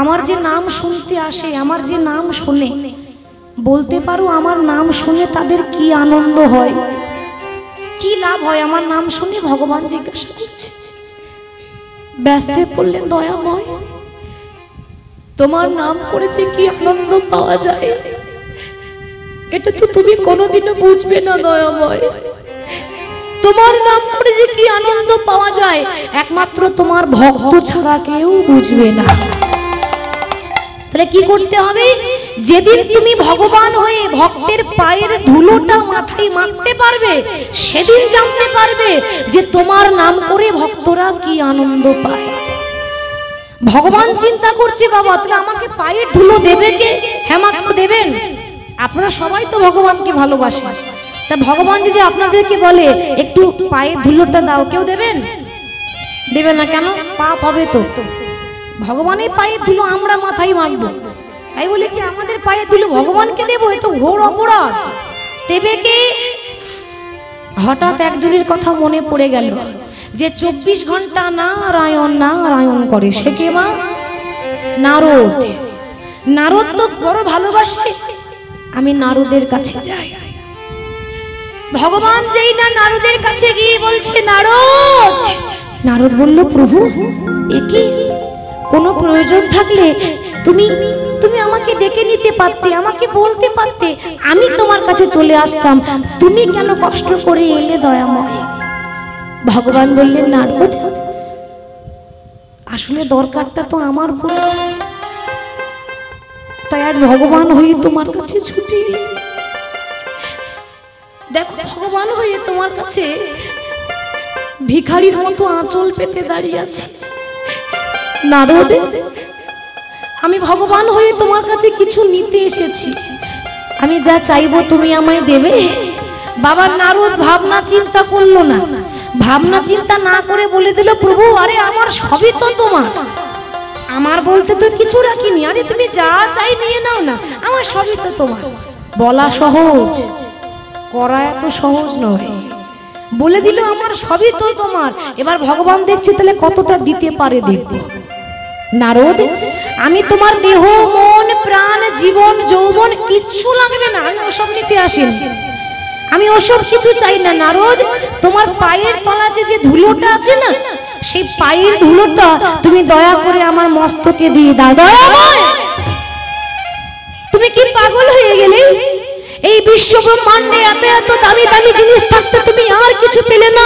তুমি আমার কাছে পায়ের ধুলো নিতে এসেছো না না প্রভু আমি কিন্তু পারবো না কেন জানো আমি দরকার পড়লে আমার জীবন দিয়ে দেবো তোমার জন্য কিন্তু পায়ে ধুলো দিতে পারবো না কেন কেন পারবে না সারা জীবন ভগবানের কাছে হাত পেতে শুধু চেয়ে গেলে, আর বিনিময়ে ভগবানকে কিছু দিতে পারলে না। লজ্জার কথা কি জানি না, আমরা যখন মন্দিরে যাই, মন্দিরে গিয়ে ও মা ভগবানকে কি বলি, প্রভু আমার খোকা যেন বড় হয়ে চাকরি পায়, আমার মেয়েটা যেন ভালো পাত্র দেখে বিয়ে হয়ে যায়, প্রভু গো আমার 2 তলা বাড়িটা সামনে বছর 4 তলা করে দিও, আমি কথা দিচ্ছি তোমাকে 5 কেজি বাতাসা দিয়ে যাবো। কি গো বলি তো, আমাদের মতো ভক্ত আমরা তো এটাই বলবো। সারা জীবন ভগবানের কাছে শুধু চাই, কিন্তু বিনিময়ে দিতে পারি, 2 হাত ভরে দিতে পারি? দিতে পারি না। ওই মন্দিরে ধূপকাঠি জ্বলছে দেখুন, মনে রাখবেন ওই ধূপকাঠির যতক্ষণ সুগন্ধ থাকে ওমা ভালোবাসে সবাই তাকে, ঠিক তো? আর যখন ধূপকাঠির সেন্টটা শেষ হয়ে যায়, ওরে ওই ধূপকাঠিটা পুড়ে গেছে, ওই কাঠিটা বের করে ফেলে দে। কেন? আর দাম নাই তো, এতক্ষণ দিল বলে দাম ছিল। এটা বাস্তব কথা। আপনি যতদিন এ সংসারে দিতে পারবেন আপনাকে সবাই ভালোবাসবে। আপনার পকেটটা যদি ফাঁকা হয়ে যায়, আপনার কোনো বন্ধু আপনার কাছে আসবে না, আপনার পরিবার আপনার পাশে থাকবে না। দিলেই ভালো, আর না দিলে আপনি সবার কাছে ভারী হয়ে যাবেন, বোঝা হয়ে যাবেন। তখন বলবে একবার মরে গেলে বাঁচি, নিজেও মরছে আর আমাদেরকেও মরছে। কি বলে না? তাহলে ভগবান বলছে যে ইহ জগৎকে সবাই দিতে পারে, কিন্তু ভগবানের দরজায় গিয়ে কেউ 2 হাত ভরে দিতে পারে না, শুধু চাইতেই পারে। তা সারা জীবন চেয়ে গেলে, আজ আমি চাইছি আমাকে তুমি দিতে পারলে না, তো নারদ যখন দিল না তাহলে দেবে কে? হঠাৎ একজনের কথা মনে পড়ে গেল, যে হচ্ছে মহাভারতের 5 পাণ্ডবের স্ত্রী, যার নাম হলো দ্রৌপদী। দ্রৌপদীর কটা স্বামী গো? 5টা, ওই জন্য বলে পাঞ্চালী। তাহলে ভগবান বলছে দ্রৌপদীর কাছে যাই। আজকে ভগবান হয়ে যেই না গভীর রাত্রিবেলায় সবাই ঘুমাচ্ছে, সবাই ঘুমিয়ে পড়েছে, দ্রৌপদীও ঘুমাচ্ছে বাবা, আর দ্রৌপদীর চরণ তলে, দ্রৌপদীর পায়ের তলায় এসে ভগবান বসেছে। মনে মনে চিন্তা করছে, নারদের কাছে চাইলাম, নারদ তো দিল না। হ্যাঁ গো বাবা, যদি দ্রৌপদীর কাছে চাই আর দ্রৌপদী যদি না দেয়, আমি বরং এক কাজ করি, ওই দ্রৌপদীকে না বলে লুকিয়ে লুকিয়ে দ্রৌপদীর পায়ের ধুলোগুলো মেখে নেবো, দ্রৌপদী বুঝতেও পারবে না। ভগবান কিছু না বলে দ্রৌপদীর চরণ দুটোকে হৃদয়ে জড়িয়ে ধরেছে, বুকে ধরেছে। দেখেছেন এরকম দৃশ্য? ভগবান হয়ে আজকে দেখুন ইহ জগতে ভক্ত ভগবানের পায়ে ধরে, ঠিক তো? আজকে ভগবান ভক্তের পায়ে ধরে, ভক্তের চরণে ধুলা কৃষ্ণ অঙ্গে মাখে, তাই চরণে ধুলা অঙ্গে মাখে, সে যে ভক্ত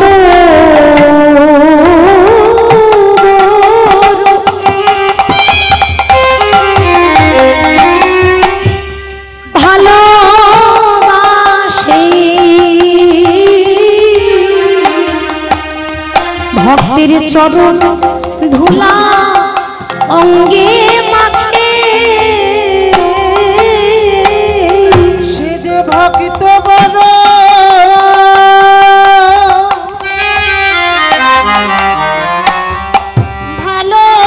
ভালোবাসে,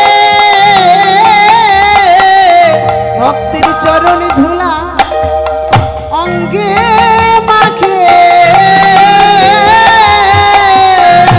ভগবান কৃষ্ণ যেই না দ্রৌপদীর পা দুটোকে বুকে জড়িয়ে ধরেছে না বাবা, হঠাৎ দ্রৌপদীর ঘুম ভেঙে গেল। আর যেই না দ্রৌপদীর ঘুম ভেঙেছে, অমনি ঘুমের ঘরে অন্ধকারে চিৎকার করে বলছে, কে? এই এত রাত্রে আমার পা দুটোকে জড়িয়ে ধরে বসে আছো, কে তুমি? অন্ধকার তো দেখা যাচ্ছে না। ভগবান বললেন, দ্রৌপদী আমি এসেছি গো। আমাকে হ্যালোজিন জেলে দিলেও দেখা যাবে না, আমাকে টিউবলাইট জেলে দিলেও দেখা যাবে না, আমাকে চামড়ার চোখেও দেখা যাবে না, আমাকে দেখতে গেলে জ্ঞান চক্ষু দিয়ে দেখা যায়। চামড়ার চোখে ভগবান দেখতে পাবেন না, চোখটা বন্ধ করুন। ভগবান বাইরে খুঁজলে পাবেন কোথায়? ভগবান আপনার অন্তরেই তো আছে, হৃদয়ে আছে, সবার অন্তরে ভগবান আছে। তা আমি এসেছি স্বয়ং ভগবান। দ্রৌপদী তখন হাসতে হাসতে বলছে, ও যার চরণ তলে গোটা বিশ্ব ব্রহ্মাণ্ডের মানুষ পড়ে থাকে, সেই মানুষটা হঠাৎ আমার পায়ের তলায় কেন দয়াময়? কি প্রয়োজন? আমার মতো একটা সাধারণ মেয়ের পায়ে ধরতে এলে কিসের প্রয়োজন বলো? ভগবান বলছে, দ্রৌপদী, আমার অনেক দিনের মনে একটা বাসনা আছে জানো, ভক্তের চরণ দুটো একটু বুকে জড়িয়ে ধরবো, কিন্তু কেউ আমায় ধরতে দেয় না। ভাবলাম তুমি যদি না দাও, তাই তোমায় না বলে লুকিয়ে লুকিয়ে তোমার চরণ দুটো হৃদয়ে ধরেছিলাম। ভগবান যেই না এমন কথা বলেছে, দ্রৌপদী কত বড় ভক্ত দেখুন, এক নিমিষে এক মিনিটে বলে দিল, প্রভু তুমি যদি আমার চরণের ধুলো মাগবে তা লুকিয়ে লুকিয়ে কেন? একবার বলতেই তো পারতে। একবার যদি বলতে, আমি 100 বার তোমাকে পায়ের ধুলো দিয়ে দিতাম। দ্রৌপদী, তোমার ভয় লাগছে না? ওই নারদ নরকে যাবার ভয় আমাকে দিল না, তো তোমার ভয় লাগছে না? আমি যে তোমার পা দুটোকে ধরলাম, তুমি তো নরকে যাবে। দ্রৌপদী বলছে, কৃষ্ণ তুমি হলে ভগবান, আমি একটা সাধারণ মেয়ে, আমার পায়ে ধরে যদি তোমার শান্তি হয়, আমার পায়ে ধরে যদি তোমার আনন্দ হয়, সুখ হয়, তো তোমার আনন্দের জন্য আমি একবার নয়, আমি 100 বার নরকে যেতে রাজি আছি। নিতাই গৌর হরি বল। দ্রৌপদী, তুমি এত বড় ভক্ত আমি কোনোদিনও জানতাম না গো। দ্রৌপদী বলছে, কৃষ্ণ না, ভক্ত হতে পারিনি গো, ভক্ত হতে পারিনি। আসলে কি জানো তো, সেদিনের কথা মনে করে দেখো, যেদিন দুর্যোধনের সভায় দ্রৌপদীর বস্ত্রহরণ হয়েছিল, হয়নি বাবা? 5টা স্বামী দাঁড়িয়ে দাঁড়িয়ে দেখছে, প্রতিবাদ করেছিল? করেনি। কেন? তারা পাশা খেলা হেরে গেছে। পাশা খেলা জুয়া খেলা, এমন একটা খেলা, হেরে যদি যান তো বিপক্ষে বিপরীত পক্ষে যা বলবে আপনাকে তাই করতে হবে। ওই জন্য এসব খেলা মানে খুব খারাপ খেলা। পঞ্চপাণ্ডব পাশা খেলায় হেরে গেছিল, তাদের স্ত্রীকে পর্যন্ত অপমান হতে হয়েছে, তবু কিছু করতে পারেনি, দাঁড়িয়ে দাঁড়িয়ে দেখছে। 5 জন স্বামী থাকতে প্রতিবাদ করলো না। এত এত গুরুজন সামনে বসে আছে, এত এত গুরুজনের সামনে একটা নারীর মানহানি হলো, আর সেদিন সবাই দাঁড়িয়ে দাঁড়িয়ে দেখেছিল, কেউ প্রতিবাদ করেছিল? মনে করে দেখুন, মহাভারতে দ্রৌপদীর বস্ত্র হরণের দিনে কেউ বলেনি যে দুঃশাসন এটা করো না, একটা নারীকে অপমান করা মানে তোমার পাপ হবে, কেউ বলেছিল? কেন? তামাশা দেখছে তো, ভালো লাগছে দেখছে। ঘরের কুলবধূ, ঘরের বৌমার বস্ত্র হরণ হচ্ছে আর দাঁড়িয়ে দাঁড়িয়ে দেখছে। মহাভারত আমাদের অনেক শিক্ষা দেয় বাবা। দ্রৌপদী সেদিন বুঝে নিল, আহারে আমার গুরুজন বসে থাকতে আমার আজ সাহায্য কেউ করলো না। আজ আমি বুঝতে পারলাম, ইহ জগতে আমার আপন বলতে কেউ নেই কৃষ্ণ ছাড়া। সেদিন যখন ডেকেছিলাম যে হে বিপদ ভঞ্জন মধুসূদন রক্ষা করো, সেদিন তুমি একটা নয়, দুটো নয়, শত শত বস্ত্র দিয়ে তুমি আমার লজ্জাটাকে নিবারণ করেছিলে। আর যেদিন এই দ্রৌপদীর লজ্জা নিবারণ করেছিলে, সেই দিন থেকে আমি আমার দেহ মন প্রাণ জীবন যৌবন সবকিছু তোমাকে দিয়ে দিয়েছি। তাহলে বলতে পারো, কৃষ্ণ সবই যদি তোমার হলো, তাহলে চরণে দুটো কি ওগো আমার বটে? নিতাই গৌর হরি বল। আমার বটে কৃষ্ণ চরণে দুটো কি আমার বটে? চরণে দুটো কি আমার বটে? আমার দেহ মন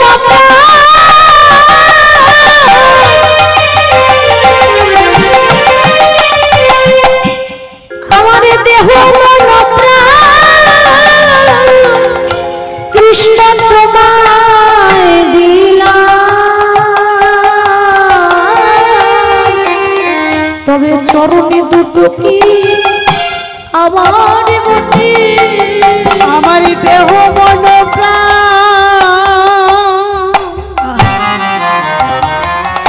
কৃষ্ণ তোমায়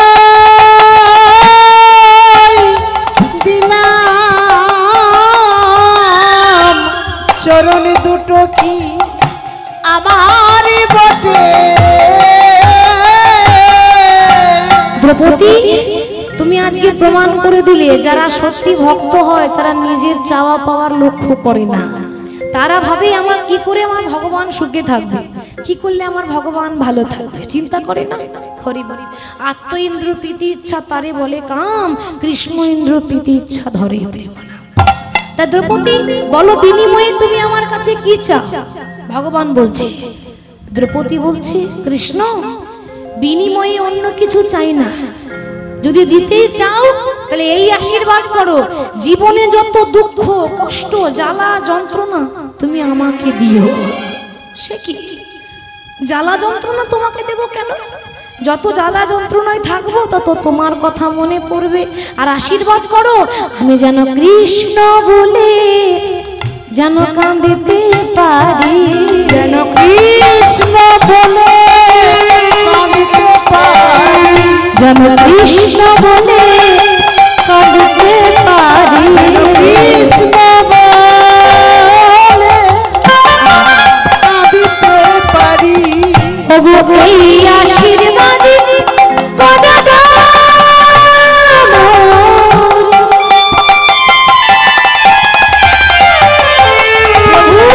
যেন কৃষ্ণ বলে কাঁদিতে পারি। আমার এই আশীর্বাদ ওগো করো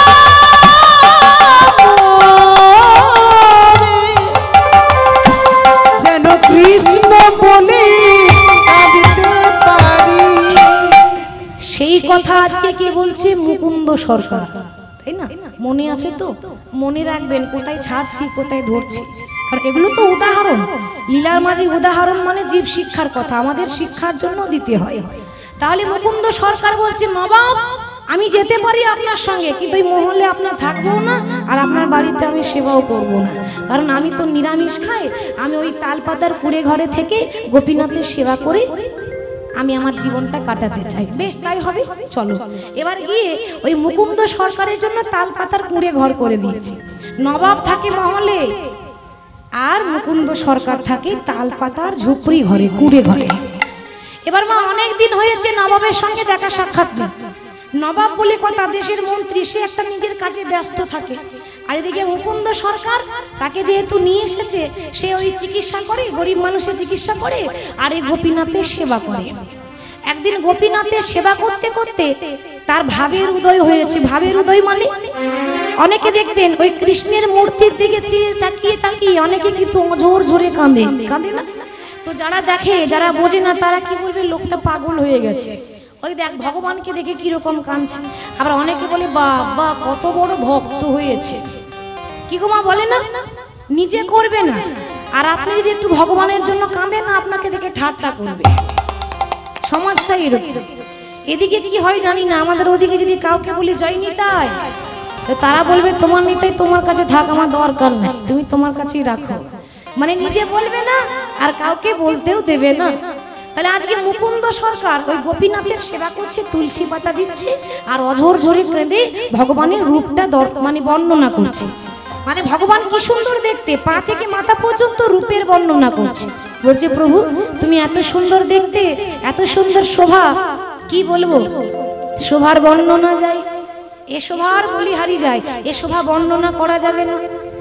আর কেমন ভাবে রূপের বর্ণনা করছি, আমার কানুষে বিনোদ রাই গো, কানুষে বিনোদ রায়, কানুষে বিনোদ রাই গো, কানুষে বিনোদ রায়, আমার কানুষে বিনোদ রাই গো, কানুষে বিনোদ রায়, আমার কানুষে বিনোদ রাই গো, কানুষে বিনোদ রায়।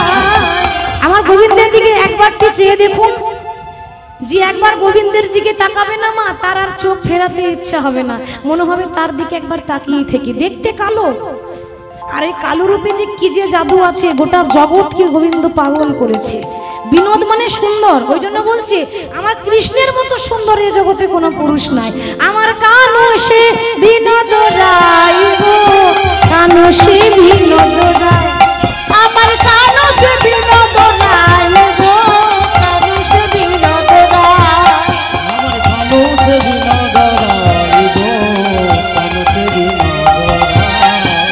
বিনোদ চিকুরে বিনোদ বরিহার বিনোদ চিকুরে বিনোদ বরিহার বিনোদ চিকুরে বিনোদ বরিহার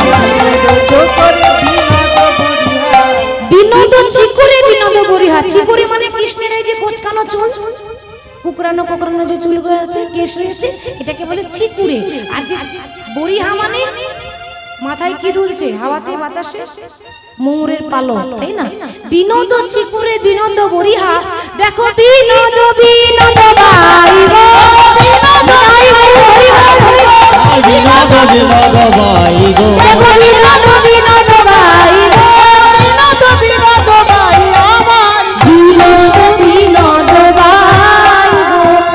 ওগো চেয়ে দেখো, কথাটা আমি বলছি না, মুকুন্দ সরকার মানে পুজো দিচ্ছে আর ঠাকুরকে দেখে বলছে আহা কি সুন্দর তোমার রূপ, দেখো দেখো আমার প্রভুর বিনোদ কপালে বিনোদ তিলক, বিনোদ বিনোদ সাজ, বিনোদ কপালে বিনোদ তিলক, বিনোদ বিনোদ সাজে বিনোদ কপালে বিনোদ তিলক, বিনোদ বিনোদ সাজ। দেখো বিনোদ কপালে বিনোদ তিলক, বিনোদ বিনোদ সাজে তারে তিলক দেখে ত্রিলোকে ভোলে, তিলক দেখে ত্রিলোকে ভোলে, তারে তিলক দেখে ত্রিলোকে ভোলে, তিলক দেখে ত্রিলোকে ভোলে, বলে শ্রী গোবিন্দের কপালে তিলক, তিলক দেখে ত্রিলোকে ভোলে। আমার শ্রী গোবিন্দের কপালে তিলক, তিলক দেখে ত্রিলোকে ভোলে, বিনোদ বিনোদ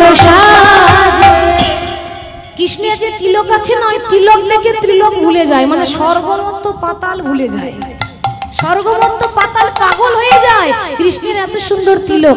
আবার কৃষ্ণের যে বাঁশিটা বাজাচ্ছে, তার বিনোদ অধরে বিনোদ মুরলি, বিনোদ বিনোদ বাজারে, বিনোদ বিনোদ বাজে আর বিনোদ অধর বিনোদ মুরলি, বিনোদ বিনোদ বাজে, তার বিনোদ অধরে বিনোদ মুরলি, বিনোদ বিনোদ তার বাজারে, বিনোদ অধরে বিনোদ মুরলি, বিনোদ বিনোদ বাজে বিনোদ বলেতে বিনোদ মালা, বিনোদ বলেতে বিনোদ মালা, তার বিনোদ বলেতে বিনোদ মালা, বিনোদ গলেতে বিনোদ মালাতে, গোবিন্দের বিনোদ বলেতে বিনোদ মালাটি কৃষ্ণের গলায় যে মালা দুলছে, আহা বিনোদ বিনোদ দোলে, বিনোদ বিনোদ দোলে, বিনোদ বিনোদ দোলে, বিনোদ বিনোদ দোলে, বিনোদ বিনোদ দোলে। ও মা, আবার কৃষ্ণের কোমরে যে ধুতিটা, ধুতি পড়েছে, আবার কি সুন্দর কোমরে বেঁধেছে, দেখো তার বিনোদ কোটিতে বিনোদ ধুতি, বিনোদ বিনোদ সাজ, তার বিনোদ কোটিতে বিনোদ ধুতি, বিনোদ বিনোদ সাজে বিনোদ কোটিতে বিনোদ ধুতি, বিনোদ বিনোদ সাজ, তার বিনোদ কোটিতে বিনোদ ধুতি, বিনোদ বিনোদ সাজে আবার বিনোদ চরণে বিনোদ নকুরে, বিনোদ চরণে বিনোদ নকুরে, তার বিনোদ চরণে বিনোদ আর নকুরে, বিনোদ চরণে বিনোদ নুপুর, নুপুর বিনোদ বিনোদ বাজে, বিনোদ বিনোদ বাজে, বিনোদ বিনোদ বাজে, বিনোদ বিনোদ বাজে, বিনোদ বিনোদ বাজে, তার বিনোদ বিনোদ বাজে। মুকুন্দ কিন্তু এইভাবে ঠাকুরের সেবা করছে আর গান গাইছে, প্রভুর রূপের বর্ণনা করছে। ওইদিকে বাবা নবাব চিন্তা করছে, অনেক দিন হয়ে গেল মুকুন্দর সঙ্গে কোনো দেখা সাক্ষাৎ নাই, সেই যে এসেছে আমার সঙ্গে, তারপর থেকে আমিও কাজে ব্যস্ত, আমারও দেখা করার সময় হয় না। আজ আমার মনটা খুব খারাপ লাগছে, আমি একবার মুকুন্দ সরকারের সঙ্গে দেখা করে আসি তো। কে বলছে? সারা বাংলার নবাব হুসেন শাহ। এবার নবাব যখন যায় দেখবেন দুজন দুদিকে থাকে, ওই মোরের পাখা দিয়ে বাতাস করতে করতে নিয়ে যায়, থাকে না? আগেকার দিনে সিরিয়ালে দেখবেন রাজা মহারাজাদের দুদিকে দুজন দাঁড়িয়ে থাকতো আর ময়ূরের পাখা দিয়ে এরকম বাতাস করতে করতে নিয়ে যেত। রাজা মহারাজা বলে কথা, গরম লাগবে তো, দুজন দুদিকে ময়ূরের পাখা দিয়ে বাতাস করতে করতে নিয়ে যাচ্ছে। আর সারা বাংলা নবাব হোসেন শাহ ওই তাল পাতার কুড়ে ঘরে বলছে, ঢুকে বলছে, ওই মুকুন্দ, ও মুকুন্দ, কেমন আছো তুমি? এবার সে তো একটা ভাবের আবেগে আছে, ঠাকুরের বর্ণনা করছে, রূপের বর্ণনা করছে, তার মন কিন্তু সেখানে নেই, মন আছে গোবিন্দের চরণে। যেই না ঘুরে দেখছে কে ডাকছে, সঙ্গে সঙ্গে পেছনে কিন্তু নবাবের দিকে চোখ পড়লো না, চোখ পড়লো কোন দিকে? ওই যে দুজন দুদিকে মোড়ের পাখা দিয়ে বাতাস করছে, ওই মোড়ের পাখা দিকে চোখ চলে গেল, কারণ কৃষ্ণের মাথায় মোড় পাখা আছে। আর যেই না মোড়ের পাখা দিকে দৃষ্টি চলে গেছে, যতগুলো মোড় পাখা ততগুলো কৃষ্ণের মূর্তি দর্শন করে কৃষ্ণ কৃষ্ণ কৃষ্ণ, হে কৃষ্ণ করুণার সিন্ধু, করুণা সিন্ধু বন্ধু জগৎপতি, গোপেশ গোপিকা কান্ত রাধা কান্ত নমস্তে। এই কৃষ্ণ কৃষ্ণ বলতে বলতে মুকুন্দ সরকার মাটিতে অজ্ঞান হয়ে পড়ে গেল। আর যেই না মুকুন্দ সরকার অজ্ঞান হয়ে পড়ে গেল, সারা বাংলা নবাব হুসেন সব বলছে, কে আছিস? ওর মুখে চোখে একটু জল দে, মুখে চোখে জল দে। ও দেখি লোকের চিকিৎসা করে বেড়ায়, ও তো নিজেই অজ্ঞান হয়ে পড়ে গেল। কি ব্যাপার? যেই না মুখে চোখে জল দিয়েছে, মুকুন্দ সরকারের জ্ঞান ফিরল। মুকুন্দ, সত্যি করে বলো তো, আমাকে দেখে তুমি অজ্ঞান হয়ে গেলে কেন? বাবা, মুকুন্দ সরকার তো বলতে পারছে না যে নবাবকে দেখে অজ্ঞান হয়নি, ওই মোড়ের পাখাতে কৃষ্ণ ঠাকুরের রূপ দেখে সে অজ্ঞান হয়েছে। এটা বললে তো হাসাহাসি করবে। আপনি যদি বলেন যে আমি কালকে স্বপ্নতে আমার প্রভুকে দেখেছি, ও মা, লোকে হাসবে না? বাবা, আমাদেরকে দেখা দিচ্ছে না, ওদেরকে দেখা দিচ্ছে, হাসবে তো লোকে। কে বিশ্বাস করবে আজকালকার যুগে? আমি একটা কাজ করি, আমি ওই মুখ্য কারণটা না বলে গৌণ কারণটা বলি, মানে সত্যিটা না বলে একটু ঘুরিয়ে ফিরিয়ে বলি। আসলে নবাব, আসলে কি জানি তো, আমি আপনাকে দেখে অজ্ঞান হয়নি। মানে কি বলবো, আমি বলতে পারছি না। বলো বলো, এত লজ্জা কিসের? আমার কাছে বলো। আমি সারা বাংলার চিকিৎসা করি বটে, কিন্তু আমার নিজেরই একটা রোগ আছে। রোগ আছে? কি রোগ আছে? কি করি বলি আপনাকে। আসলে আমার না মির্গি রোগ আছে। তুমি বোধহয় জানো না যে আমার রাজ্য থেকে আমার অন্য প্রতিপালিত হয়ে যে মিথ্যা কথা বলে, আমি সঙ্গে সঙ্গে তার জীবন ছেদন করি। আমার কাছে দাঁড়িয়ে মিথ্যা কথা, এত বড় দেশের মন্ত্রীর কাছে দাঁড়িয়ে তুমি মিথ্যা কথা বলছো? তুমি একদিন আমাকে প্রাণে বাঁচিয়েছিলে বলে আজ আমি তোমাকে ছেড়ে দিলাম, না সঙ্গে সঙ্গে তোমার জীবটা আমি কেটে ফেলতাম। মুকুন্দ, মিথ্যাটা তুমি অন্য কারো কাছে বলবে, আমার কাছে নয়। আমি নবাব হতে পারি, কিন্তু আমিও কিছু বুঝি। মির্গি রোগী যদি হবে তো ওইরকম কৃষ্ণ কৃষ্ণ বলে অজ্ঞান হয়ে গেলে কেন? মির্গি রোগে তো এমন হয় না। কি গো হয়? মির্গি রোগী কৃষ্ণ বলে অজ্ঞান হয়? আর মির্গি রোগী যদি তোমার হবে, তা তুমি কাঁদছো কেন? তোমার চোখ দিয়ে ঝরঝর করে জল পড়ছে কেন? নবাব, আমি মিথ্যা কথা বলেছি, আমার ভুল হয়ে গেছে। না না না, ভুল তোমার হয়নি, ভুল আমার হয়েছে। কি ভুল জানো? তোমার মতো একটা কৃষ্ণ ভক্তকে আমি আমার কেনা চাকর মনে করেছিলাম। ভেবেছিলাম রাজা তো, পয়সা দিয়ে সবাইকে কিনে রেখে দেব। ভুলে গেছিলাম যে সবাইকে বেঁধে রাখা যায়, কিন্তু কৃষ্ণ ভক্তকে চাকরের মতো কোনোদিন ঘরে পয়সা দিয়ে বেঁধে রাখা যায় না। ভুল তোমার নয়, ভুল আমার হয়েছে। যাও, আজ থেকে তোমাকে মুক্ত করে দিলাম, তুমি তোমার গ্রামে ফিরে যাও, আর কোনোদিন যেন খাবারের অভাব তোমার না পড়ে। যার জন্য আমি সারা বাংলার নবাব হুসেন শাহ ওই শ্রীখণ্ড গ্রাম আমি তোমার নামে লিখে দিলাম। বাবা, গোটা গ্রামটা ওই মুকুন্দের নামে লিখে দিল। তারই তো জায়গা, তারই তো জমি, সবাই বাস করছে, সে দেশের রাজা বলে কথা। তো ওই গোটা গ্রামটা তোমার নামে লিখে দিলাম। যাও, আজ থেকে শিবাস হরি বল, আজ থেকে মুকুন্দ, ওই শ্রীখণ্ড গ্রামটা আজ থেকে তোমার নামে করলাম, তুমি এবার ফিরে যাও। আনন্দের সীমা নেই মা, আনন্দের সীমা নেই। কেন? মনে হচ্ছে এতক্ষণে কারাগারে বন্দী ছিলাম, এবার মুক্ত পেলাম। কেন? সেই মানুষটা তো ভাগবত পাঠ করে, গরিবের চিকিৎসা করে, আর এতদিন নবাবের কাছে থেকে সেই মনে হচ্ছিল কারাগারে বন্দী হয়েছিল। নবাবের কাছ থেকে অনুমতি নিয়ে সে নিজের গ্রামে ফিরে যাচ্ছে, শ্রীখণ্ড গ্রামে ফিরে যাচ্ছে। প্রভুর নাম করতে করতে, প্রভুর নাম গাইতে গাইতে, বদনে ভরে গাউরে মন, হরে কৃষ্ণ নাম হরে কৃষ্ণ নামে জপ জপ অভিরাম নিতাই গৌর হরে হরে কৃষ্ণ নাম জপ জপ অভিরাম বদন ভরে রাউরে মন হরে কৃষ্ণ নাম জপ জপ অভিরাম তোমরা বদন ভরে গাউনে মন হরে কৃষ্ণ নাম জপ জপ অভিরাম।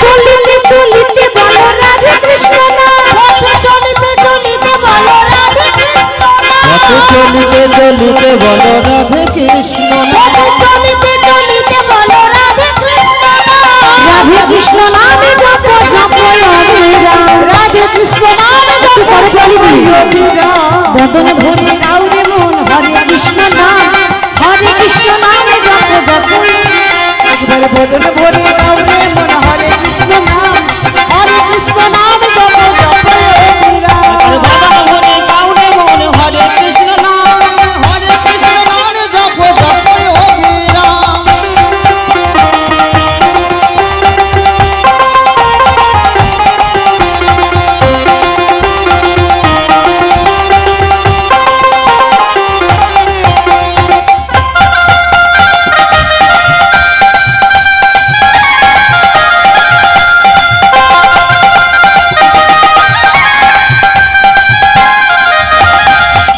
তুমি শয়নে স্বপনে বলো রাধে কৃষ্ণ নাম শয়নে স্বপনে বলো রাধে কৃষ্ণ নাম শয়নে স্বপনে বলো রাধে কৃষ্ণ নাম শয়নে স্বপনে বলো রাধে কৃষ্ণ নাম রাধে কৃষ্ণ নাম